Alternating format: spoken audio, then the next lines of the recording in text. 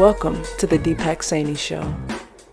He said he gon' huff and puff and blow my mind up. You meet the island girl, she might dirty wind up. Welcome to the Deepak Saini Show. I'd like to thank J23 for the intro music. You can find a link to her music in the show description. My guest today is Stephen L Randell.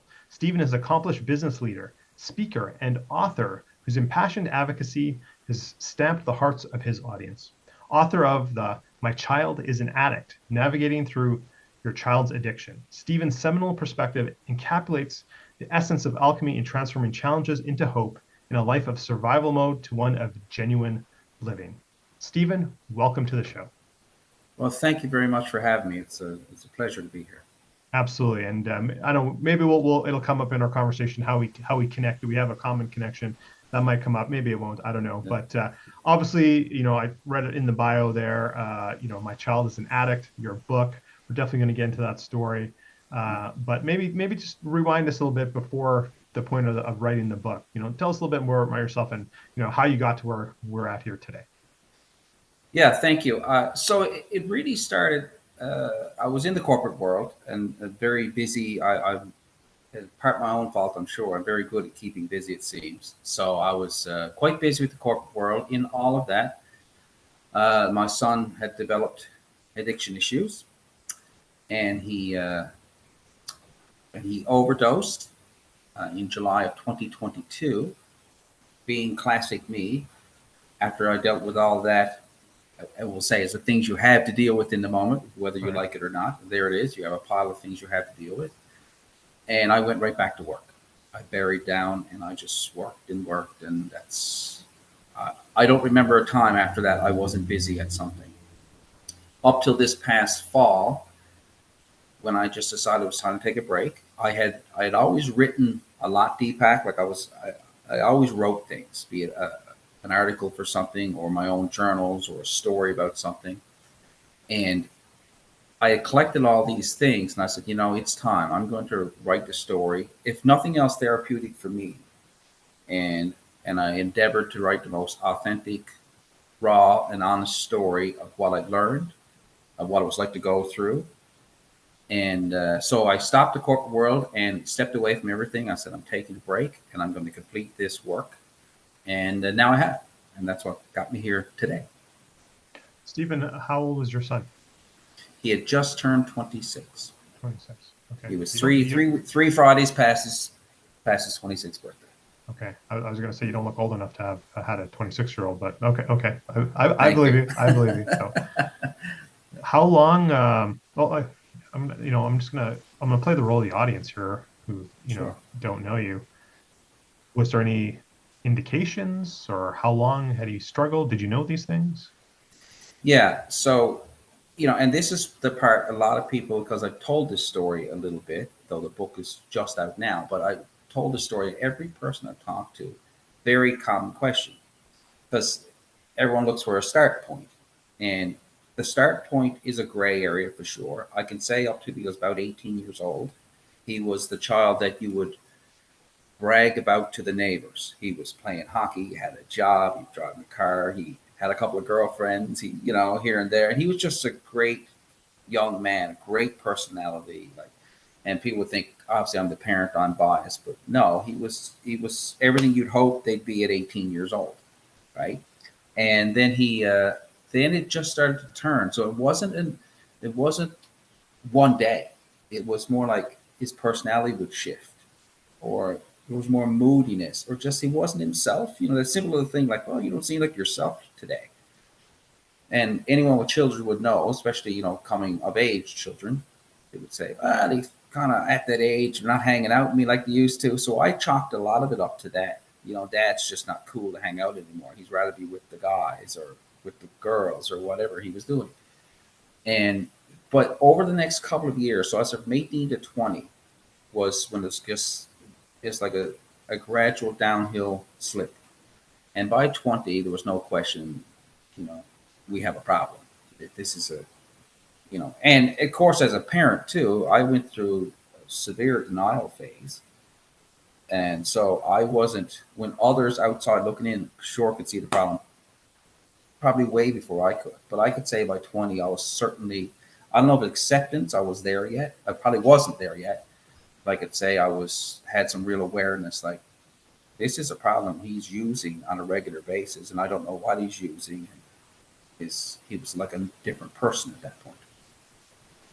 Do you know what the day it happened, what they found in his system, or like what was the Yes, final I do. straw, so to speak? It was cocaine. That was his drug of choice. And interestingly enough, he didn't use. Now, I say all this to know I didn't find out this to months and months and months later from the medical examiner and whatnot. But it was deemed that he didn't really use any more than he had used on a regular basis. It's just the gradual and use and the over time use, the ongoing, I should say the ongoing use, started to do some damage to his body and especially to his heart. Yeah, I was just going to say And probably the cocaine affects the heart the most. yeah, so it literally, his cause of death was actually heart failure. But the medical examiner explained to me, and they have a long written way of saying it, but long story short, in us layman terms, he would say that he died of a heart attack that was induced by using cocaine. That's really what. So he didn't go out that day to. He was an addict, and he was obviously having his struggles with staying away from using, but he didn't go out that day to do anything different than he had been doing. Just this was the day that his body could no longer stand it. Did you notice any like physical decline, like weight loss or something to that effect? Yeah, I did. Here's the other thing. He used to be in really great shape. Like he liked to exercise. Again, like I mentioned, he played a bit of sports.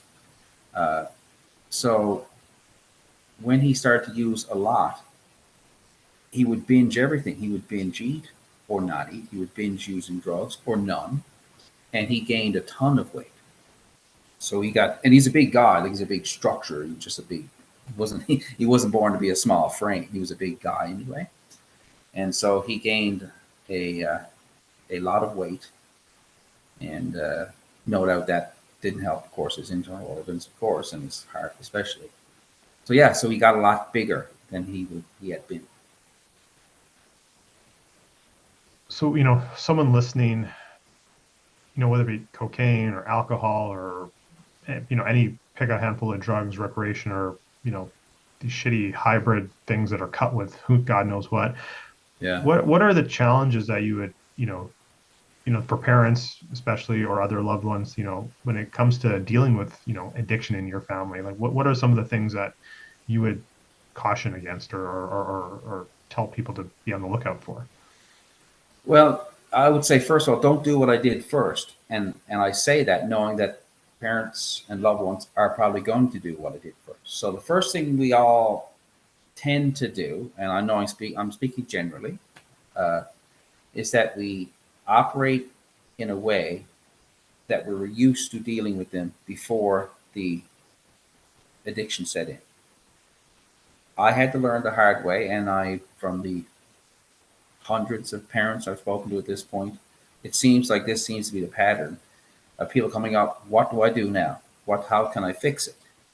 And the hard lesson I had to learn was we can only learn to do better ourselves. We can't fix their choices. We support them when they want to make better choices, when you see a window of opportunity that they want to do better, feel better, get better, and we jump in and we support in every way we can. The challenge is when they're not ready to make better decisions, be it they actually are just, they probably even can't, but until they're ready to make those better decisions, to try to make some effort to get better, all we can do as parents and loved ones is learn how to deal with the process best we can, to get better at our responses, to get better at learning to live with it.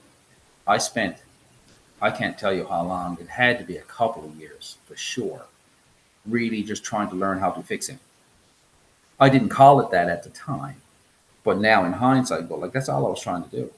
How do I fix him? How do I fix him? Until a therapist, and a guy much smarter than I, finally taught me that you can keep coming to these sessions, learn how to fix your son, and you're going to lose. You have to learn how to process what has happened.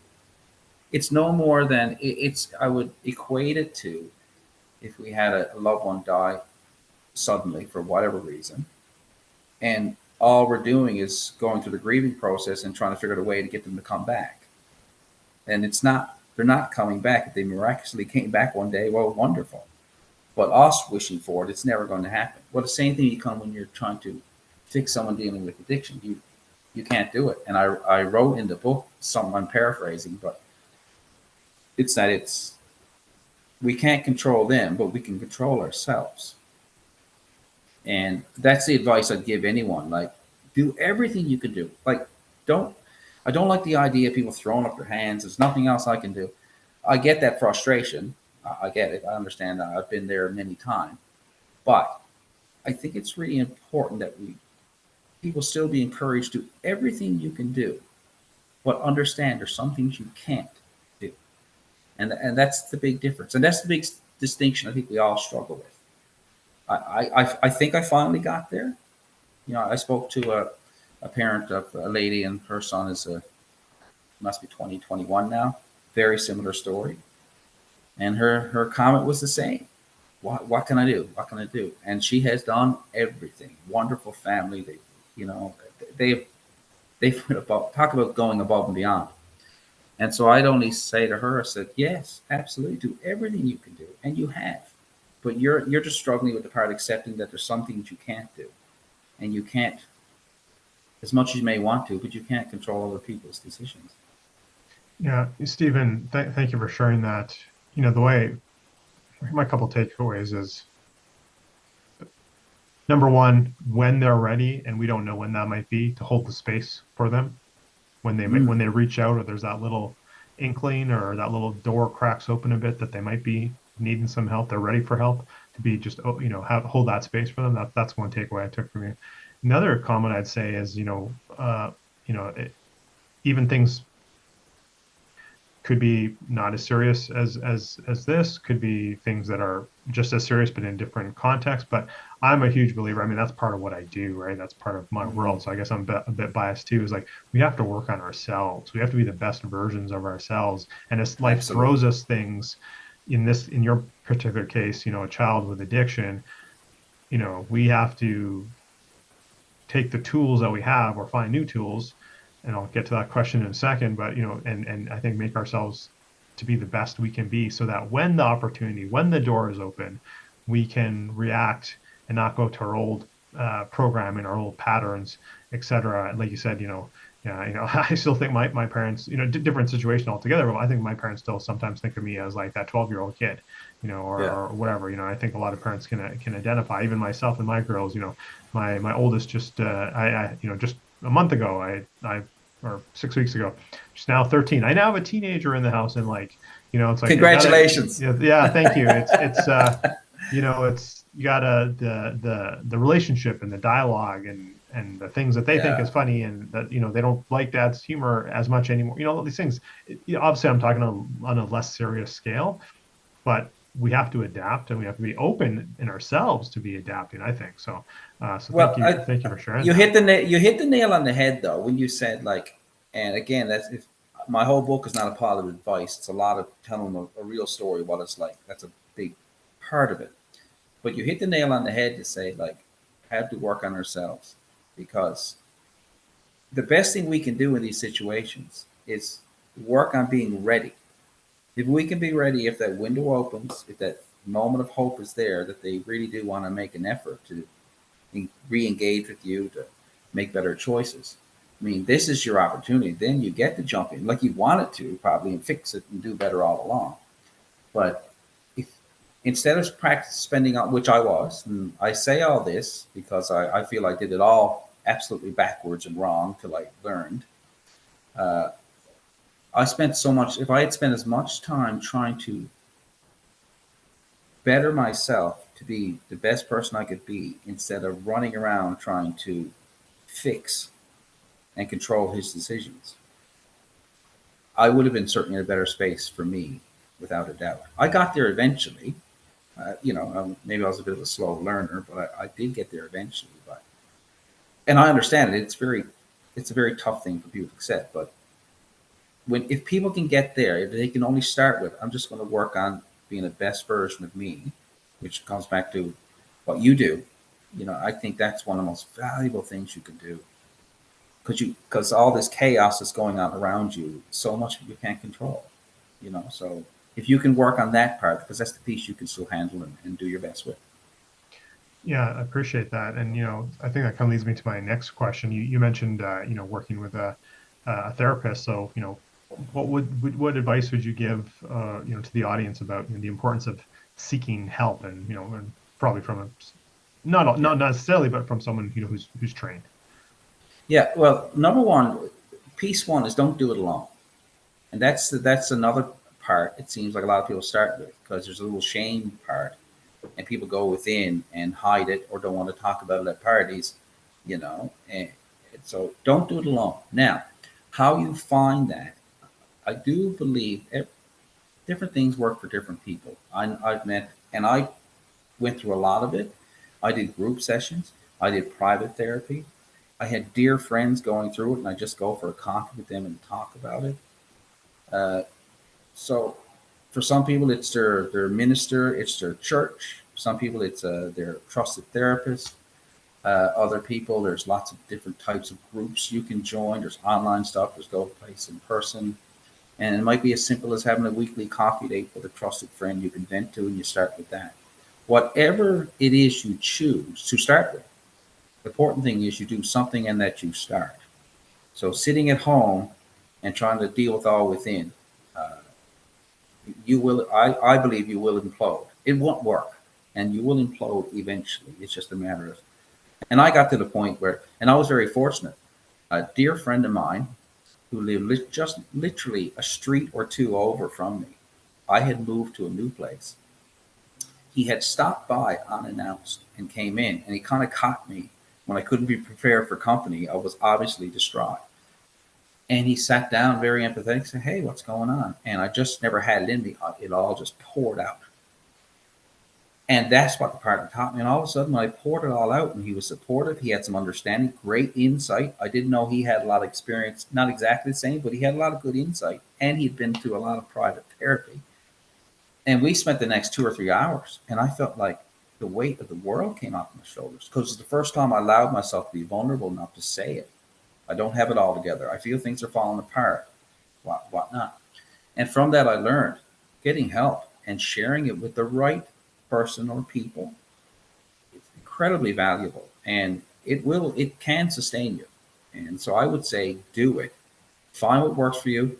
If you try one thing, it doesn't work for you, try something else. I assure you there's something out there that can be extremely helpful, but don't do it alone. Yeah, Stephen, you bring up an important point there as well. I think, and again, not to stereotype, but I think women tend to be better at seeking support, and men Absolutely. not. We Absolutely. tend to compartmentalize, and that's something that we all need to learn. Something I've certainly learned over the years from my own personal life as well. So I think that's super important that your message is getting out there. That the men, whatever the case may be, whatever the situation is, like there is support, and we don't think sometimes. Again, I'm generalizing here. Sometimes I think we don't think we have a support system, but hey, our brothers are around for us if we just ask. So Absolutely. we just need to ask sometimes. Just ask. I was what a part that amazed me. One, not so long after he had passed, maybe a couple of months, someone reached out to me who I'd known for years, who hosts. Well, I hadn't seen him in a long time. He hosted a TV show, and he invited me on. But he said, "Would you be willing to come on and talk about it?" And I said, "Absolutely." And I think I was at the point where I had so much, I guess, trauma and sudden death and all those terrible things. I was literally at the point where the veil was gone. I didn't care what anyone thought anymore. Like, and I sat down, we had a conversation about it, and the show aired very shortly after. And the amount of feedback I got, and it said things like, "You're so brave, you're so strong, you're so resilient." And I sat there, I don't think I'm any of those things.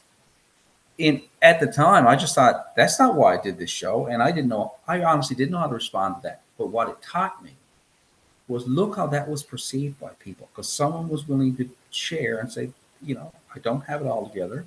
I'm having a hard time. This is what happened. And I think it's happening to other people, and we got to try to do something about this. That's all. That was the whole premise of the entire show. And to see the amount of doors it opened for others, and all of a sudden they felt that, like you said, also they can recognize that, oh, I can do this, and there are brothers out there for me, and there are people that'd be happy to talk about this with me. And yeah, it changed the whole dynamic, changed how I saw everything. And now I tell anyone who wants to ask me, like, Yeah, don't do it alone. yeah, Stephen. Obviously, you said earlier, the book started as a bit of a therapeutic. You obviously have a message to get out there, and happy to share that with my audience. And the thing is, I've seen this in myself in my own work. There's people who will never raise their hand. They'll never like a comment or anything, something you post, whatever. But that doesn't mean you're not touching them. They just don't have the strength or the I can't think of the word right now. The strength to just say thank you. You helped me, but you have. So I think it's super important for yourself and anyone else who has a message or something to empower the world with, to just get out there and speak in the TV shows and the podcasts and the writing a book and whatever. So I applaud you for that. Thank you. How do we, or how are you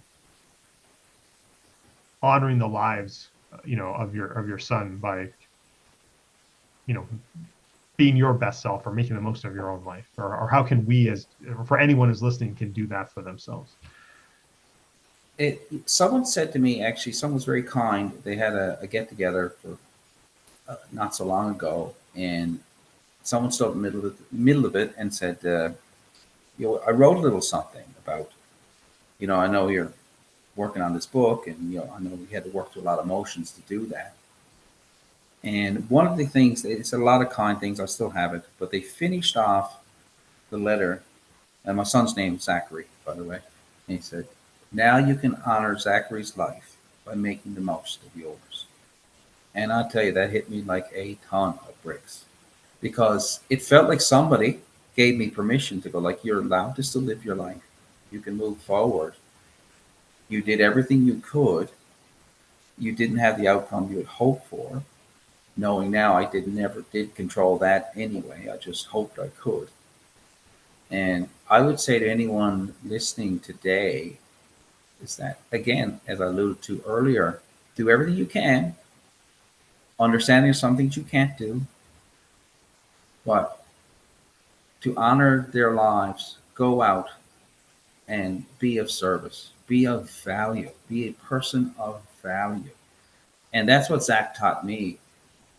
It's like, if I can go out and be of service. I said to someone not so long ago, I think it was just yesterday, they said, how's the book going? I said, really good. We're very fortunate. It's been really well received so far. And he said, I bet it's helping lots of people. And I thought, well, I certainly hope so. These are the things you never get to know. But I said, if it only helps one, it'll be well worth the endeavor. And I think that's what we do. I don't think we ever become the best version of ourselves till we find a way to be in service to the world, Absolutely. To others. And so go out and add value wherever you are. Go out and add value. It's not going to make your trauma or your difficult times vanish. It's not about that. But I believe you can have a terrible event, but you can still have a good life moving forward, recognizing that you had a terrible event. It doesn't mean you have to live in that all the time. You'll have waves of grief. You'll have difficult times, and I have them on a regular basis. But I've learned that I'm not running around waiting for it to be over. I've learned I'm going to learn to live with it and still have a meaningful, valuable life as best I can, knowing that I'll still have days where I don't feel great. I'm learning to live with it, not waiting for it to vanish and go away. So I think if anyone could frame it around that, it certainly gives you somewhat of a path to go forward, a hope and a path and something to strive towards for you. And I wish that for anyone. If you could find your way to be of service and be of value, I think you can find a meaningful life going forward. I love that. Beautiful.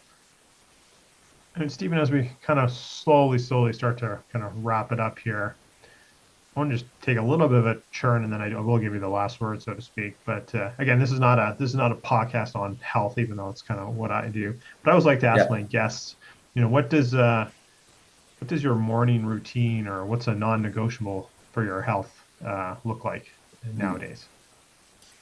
Yeah. Again, that, but that's not so far off topic. And I actually wrote some about this, about starting create. I called it creating space for yourself.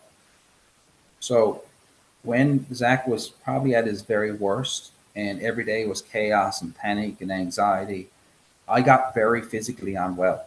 And I've always been very fortunate. I never had, I used to say I had my mom's genes, because mom was never sick. Mom's still alive and well today and could spin circles around most of us. And I, I got really sick. So I broke down. I went to my doctor and went back to the therapist. And they all looked at me like, you're a mess.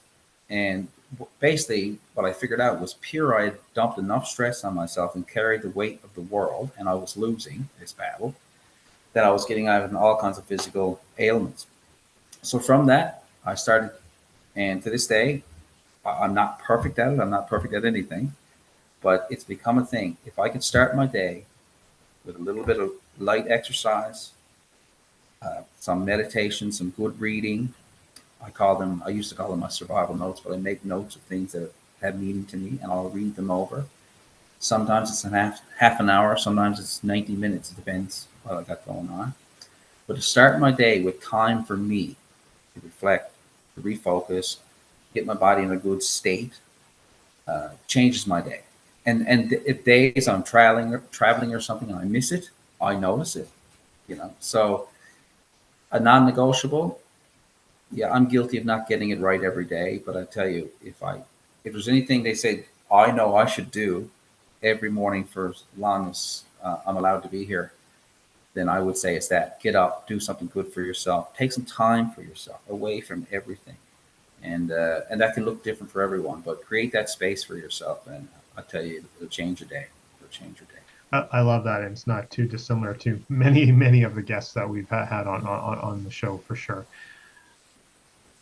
So this next question could be health related or not. It could be something maybe related to Zachary, but what do you wish you would have started earlier in life, or maybe another way to say it is like, what would you go back and tell your younger self? Oh, a lot. If that's a good question. Well, let me think. If I were to my younger self, I would think I'd have to say that uh, perfection doesn't exist. Be of value in anywhere you go, and when someone shows you who they are, believe them the first time. You don't have to prove yourself to anyone. You just got to be the best version of yourself. If you operate every day with that in your head, your path will wind around, but it'll always end up in the right direction. There's no straight A to B, but yeah, I think if I kept that from my focus, I had a serious problem. I didn't realize it later in life, but I had a serious problem with perfectionism. Nothing was ever good enough, and I look at that now, and I don't have that problem. I notice it can creep in on me from time to time, but I know how to catch it now. Like doing the book. I mean, you had to leave it to me. I would have rewrote that 100 more times, before the editor got a hold of it, and designers and all that good stuff. But that I knew, no, there comes a time the work is done, and off you go. So I think I would tell myself to let go of that. Operate from those places. Add value. You can't please everyone. Be the best. Work on being the best you can be, and let go of perfectionism, because it sounds good, but you ain't never getting there. Absolutely, I love that. Great answer. Stephen, you do have a gift for the listeners as well. So can you explain what that is? Yeah. So our book we've been talking about, My Child's an Addict. So what I'm going to do, it's gradually, we're in pre-release now, so it's on my website at stephenlrandell.com. I think you'll have that in the comments. So what I'm going to do, it'll eventually get to Amazon and then an audiobook. It's all in that process. But for right now, so no one has to wait, you can email me, stephenlrandell@gmail.com, and send me an email. And the first 5 people I get that from that acknowledges that's from your podcast. So it comes from your podcast. I know it's from your podcast. The first 5 to email me, I'll send you a discount code. So you can go to the site and order it. And basically the discount code will give it to you for free. There you go. There you have it, folks. Yeah, free book, a very powerful book. I haven't read it myself. I will be reading it for sure. And I promise I won't take one of the 5 free one spots. I'll get my book. I'll know it's you. I'll know it's you. Yeah, exactly. I'll know it's me. And we'll have Stephen dropped his email and his link there. Like we'll have everything in the show notes, everyone. So it'll just be all in the show notes, all the links and how you can connect with Stephen on social media and all of that as well. If you find inspiration from his story, if you want to, I'm sure.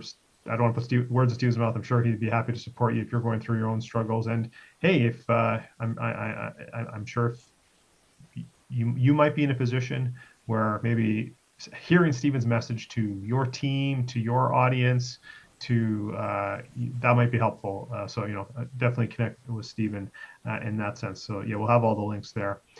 Stephen, any last words of wisdom or golden nugget that you'd like to leave with the audience today? The only thing I'd say from the position I sit in now is no matter what you're going through and what life happens, is that you can have a meaningful life despite what's going on in your life. Nothing's perfect. Terrible things happen to good people. And you can still choose life. You can still choose life. I'm not saying it's always easy. I'm not saying you don't have to seek it out sometimes and do the work, because you probably do have to do the work. And what has happened to you may be incredibly unfair. But instead of focusing on how unfair it is and how difficult it is, because those things exist, but you can still create a meaningful life despite what the tough things that may have been brought to your doorstep. I love it. Those are great last words. Stephen, I want to thank you from the bottom of my heart. I'm glad we got connected just recently, and on behalf of the audience, thank you for being on the Deepak Saini Show. Thank you. It's been my pleasure. Pleasure's been all mine. Everyone, I just want to remind everyone before we head off here, don't forget to check out today's show sponsor. And I'm going to throw it back to J23, who's going to guide us out with some music. And again, thank you for listening to the Deepak Saini Show. Remember, exceptional results for the exceptional you.